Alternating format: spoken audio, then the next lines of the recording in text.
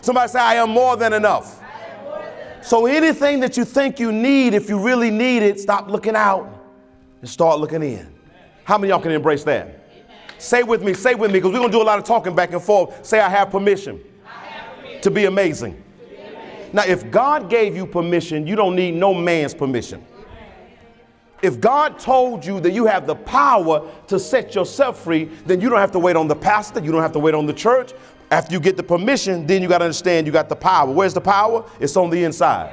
Okay, pastor, I need a scripture because this does not sound biblical. Okay, Proverbs 6:5.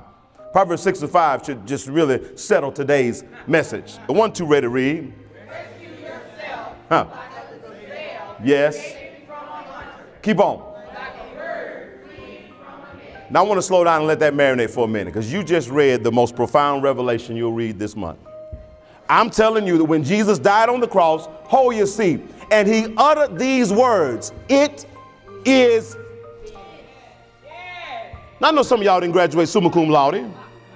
I know some of y'all barely graduated at all. But I think we all can agree the word finished means, watch this, there's nothing else left for me to do. That's what Jesus was saying. There's nothing else left for me to do. I died. I rose from the dead. I came with all power and I gave it to them. I can't help they don't know how to use it. I can't help they don't know that they have it. But he will send somebody to teach you. They said this a long time ago. When the student is ready, the teacher will appear. And the only reason I'm teaching this today, first service and second service, is because some of you are sick and tired of going around in circles. Some of you are sick and tired of shouting on Sunday and being depressed on Monday. And on your inwards, you know there has to be more. You're just waiting to hear it. And when you hear it, your spirit says, that's what I've been waiting on. Who am I preaching to today? Is this good stuff? The Bible said, rescue yourself. Man, I love my Bible. Rescue yourself. So you got to take ownership. And this is what I do in my life. I take ownership for every problem, every situation, every issue. I don't blame nobody. Black man, white man, Asian man. No, I'm the man. And if I can get myself in a mess, I get myself out of a mess. Come on. Listen, I ain't going to leave you ladies out. Say, I am the woman. I am the woman. Now, brother, you don't say that. Just the women. Let the women say, I am the woman. I am the woman. Let the men say, I am the man. Then God gives us a template like this, like a gazelle. Oh man, I love the Bible so much. Like a gazelle, peep this, escaping from. The gazelle has been caught, Vita. The gazelle is you. Preach, Pastor. What the gazelle been caught in? Debt. Relationships that got you thinking you're going crazy. Jobs that don't pay you what you're worth. I'm listening. We're gonna find the gazelle. This is not a gazelle that almost got caught. This is a gazelle that has been captured by a hunter. But God says in the word, all hope is not lost, even though you've been caught. God, you got to help them. You got to open our minds. See, the gazelle has been caught. The gazelle is in the hands of the hunter. And most of you have lost hope because you're in trouble. It hadn't been working out. You've been caught. God says you got the power to rescue yourself even after you find yourself in a mess. How is that possible, Pastor? Well, God says not only can you do it like a gazelle, God says you can do it like a bird. But he says the bird hadn't been caught by a hunter. Y'all gonna like this today. The bird has to flee from a net. And I said, God, you got to give me some revelation on this because I want people to understand. He said, well, the hunter represents people. The net represents systems. My smart people will get this. The hunter represents people. The net represents systems. And there are two things you got to worry about in 2018. You got to worry about people and systems. And some of you have been caught up with the wrong people. You ain't gonna clap. I know it's hard. It's hard to say, man, because they don't put duct tape over your mouth. Some of you need to analyze your life and take an inventory of everybody in your life and do this right here. 2018 in, 2018 out, 2018 in, 2018 out. Because if they aren't making a contribution, then they are not a part of the solution. I'm preaching to somebody. Say the hunter represents people. The net represents systems. Say this, the hunter can't hold you. And the system can't neutralize you. part. So no matter what happens, God will supply all of our needs. But first, we got to understand we got to rescue ourselves. Amen. How do we rescue ourselves? First, we recognize that we are not individuals that are alone. We are here to be a part of a family called a tribe. Yes. The children of Israel left Egypt as a tribe, not as one person. That's right. They traveled as a tribe because people think twice when you're a part of a tribe. Thought about it. Yes, sir. Can I go deeper? Watch this. Of him who has called you out of Yes. darkness into his marvelous. I can't help but look at the word called. ED is an indication of something past tense having already been done. Can I bless you with something? You are the type of person that no matter what happens in your life, whenever you get in darkness, God has already called you out of it. That's why it can't hold you, Vita. That's why it can't, I'm telling you, it can't hold you because you always win. You always come out. There's been stuff in your life you didn't think you were going to survive, but look at you now. There are people who told you that you wasn't going to make it. They didn't make it, but you made it. Why? Because you are the called one out of the darkness. That means can't nothing hold me down because God always calls me out of every situation. Can I go deeper? Somebody say it's abnormal to be normal. Do you want to know what ordinary people are? How many of you want to know what ordinary people are? Do you really want to know? Now, some of you are not going to like this, but I say this to help you. Put it on the screen. I want you to read it, and then I'll teach you. Here's what ordinary people are. They're the best of the worst. Thank you, my brother. Thank you. Thank you. Come on, somebody. I used to be ordinary. Here's the sad part, Vivian. I was ordinary on purpose. Because there was a time in my life I couldn't take the pressure that came with being different. I couldn't take the pressure of not having friends. I couldn't take the pressure of not being included. I couldn't take the pressure of not fitting in. Because you know, when you are ordinary, everybody embraces you. Who embrace you? Other ordinary people. But when you decide I'm going to be extraordinary, living in the projects, I am extraordinary. See, where you live has nothing to do with whether or not you're extraordinary. It's the mindset that you have. And if you have an extraordinary mind in the projects long enough, you won't be in the projects long. I dare somebody to say, I am extraordinary. Now you got to be careful because some folks are just extraordinary. Be careful now, be careful. Some folks are just extra, which is worse than being ordinary. But I declare at 9:30 a.m., we are all extraordinary. I wish I had somebody was with her, brother. Amen. Now in 2018, here's what I want you to do. I want you to go from empty to overflow. Empty to overflow. Somebody say why. Come on, I need more people to ask me why. Here's why, because you can't pour from an empty cup. I'm laying it down this morning. You got to be awoke to get this right here, amen. Somebody say you can't pour from an empty cup. Somebody say, yes, you can, Pastor, I do it all the time. No, you can't pour from an empty cup. All you can do is play pretend. That's what we do now on social media. That's what we do now. We flex. And folks are pouring from empty cups. You know how they're pouring from empty cups? Because nothing ever comes out. They got a cup. The cup is shiny. The cup is gold plated. The cup is the bomb. The cup got their name on it. But when they pour into you've been there. When they giving you their 2 cents advice. In 2018, major key alert, you're going to have to reduce the number of people that you allow to speak into your life. Because now everybody got wisdom. Everybody got knowledge.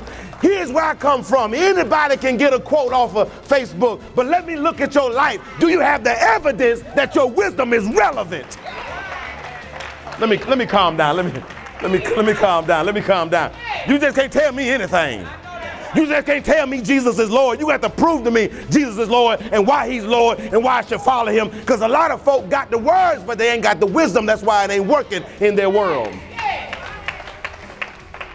That's good teaching right there. Somebody say, I must rescue myself. Say, ain't no Superman. Ain't no Wonder Woman. Ain't no Incredible Hulk. Sorry, Sammy. Ain't no Batman. Ain't no Batman player. I took a love some black Batman.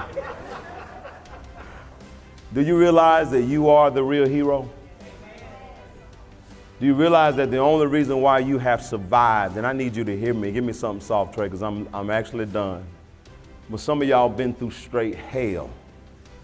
I ain't talking about just 2017. Some of your whole lives have been nothing more than amazing escapes. You have come through so much that when you look back over your life, you think your name's supposed to be Houdini. Come on, somebody, come on. I'm just talking about 25. I'm there. I know for a fact, my wife will tell you, I'm supposed to be in prison right now. Think it's a game if you want to. I'm supposed to be in prison or dead. I know this right now. And the people I ran with, you know where they at?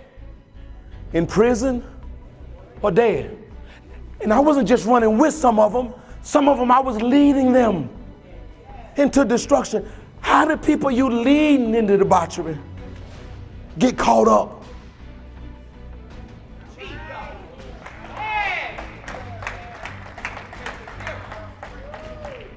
Oh, tell my favor ain't fair. I'm glad it ain't.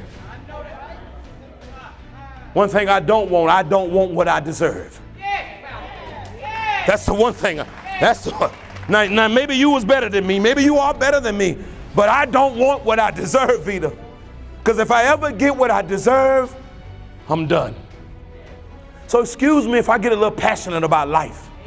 Excuse me if I'm thankful for every day I get to open these eyes and get out of my bed. Excuse me if I love living and breathing and encouraging people, but I know where I'm supposed to be, and I thank God I'm not there today.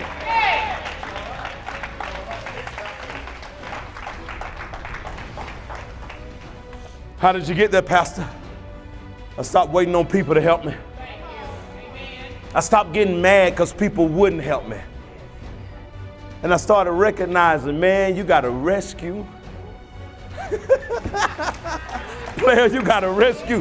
Boy, you got to rescue yourself. What does that look like, Pastor? I'll tell you what, it begins with forgiving yourself. There is no rescue until you can recognize that you've already been forgiven by the one who forgives us all. And failure to forgive yourself makes yourself greater than God who has already forgiven you.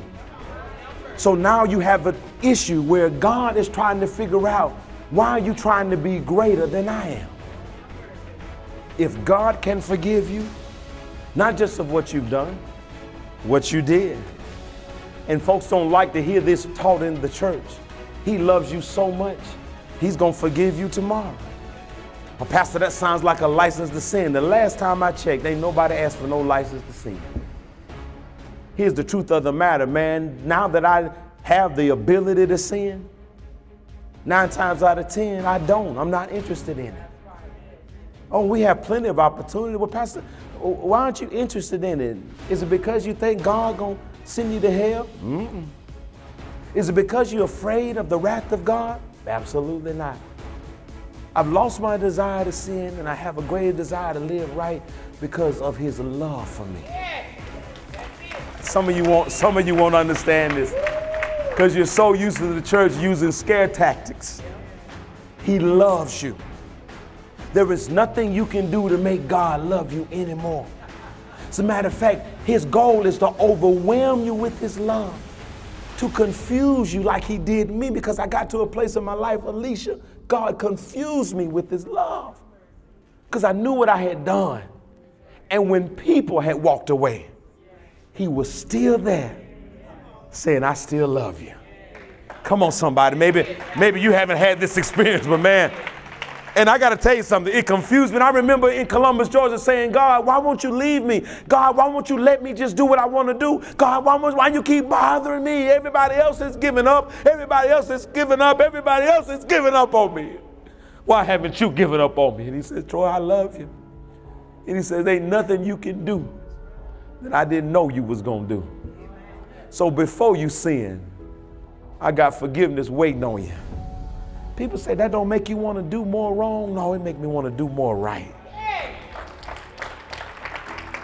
I'm talking to somebody today who for this year you walked around with heaviness on your shoulders because you feel like you can't get it right. Some of you will experience success through failure. And every time you mess up, you're actually getting one step closer to getting it right. Because pain has a purpose.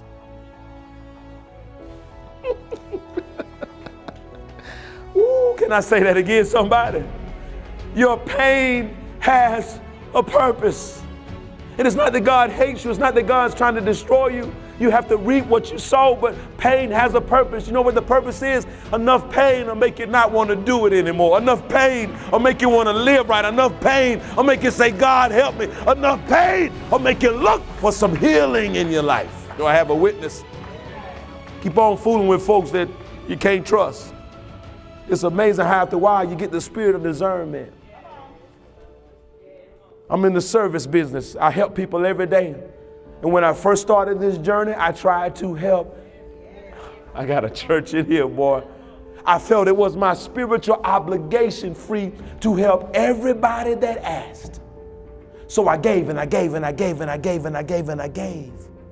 But I noticed that oftentimes the very people that you give the most to, I've been doing this for a while, so I can speak on this, will turn around and be the very same people that will walk away from you like you never did anything for them. They will walk away and not say bye. They will walk away and not tell you why. And they don't tell folks how you paid their rent. They don't tell folks how you put food on the table. They don't tell folks how you bonded their son out of jail. It's quiet in here now. Because I didn't understand that, my natural reaction was to stop helping people. God says, your pain got a purpose, Troy. The purpose is for you not to stop helping people. God says the problem is you help the wrong people. I'm preaching to somebody right now. I don't know who I'm talking to, but I'm talking to somebody that you've been helping the wrong. But Pastor, how I know when I've helped the right people? I'll tell you how you know when you've helped the right people. When you've helped the right people, they actually appreciate the help. They appreciate $5. Come on, somebody. They appreciate, they appreciate a ride to church. They appreciate you praying for them. But when you're helping the wrong people, watch this, nothing that you do will ever be enough. 2018, it's time to mark them. I love you. But my pastor's about to tell me something that I've been needing to hear. Some people, you have to love from a distance. Y'all just gonna take my message like that? I guess we don't want to call it. Now, who am I talking to today, right now? Because I got in my bed this morning to love and teach. Hold your hand up high. Say this with me. I will rescue myself. Mean it. Own it. Today, own it. It starts today. I will rescue and I will do whatever it takes to save me. Put your hands down. How many of you ever flown on an airplane? Just throw your hand up real quick and put it down. Every flight I've ever flown on, and I've flown so many times, I get sick of hearing it. But they're going to say it every time. Before you take off, the stewardess, they line up in the aisle and they take you through a procedure.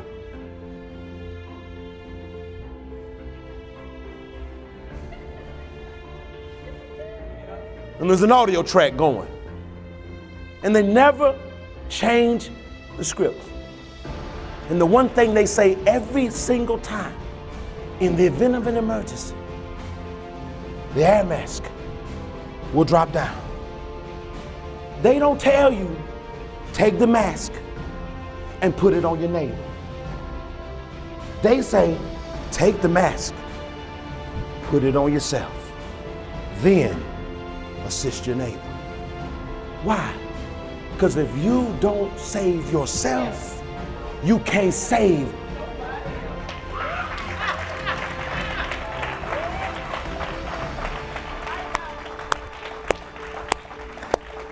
Ooh. 2018, put yourself at the top of the list. Put yourself at the top. Pastor, that sounds selfish. You have to serve yourself first. You don't like what I'm teaching? Read your Bible. Amen. Love thy neighbor. Dog, he talking to you, ain't he, Deep? I see it. Love thy neighbor. Go ahead, it's in the Bible. As you love yourself. Do you understand why folks are shooting each other? Hating each other? Fighting each other? Because people don't love themselves. And if I don't love me, I don't give a care about you. So until we start loving ourselves, we can't love nobody else. So today, forgive yourself, erase the script, write a new one, because you are going to rescue yourself today. Give God praise. I'm done. Somebody say, thank you for the word, God.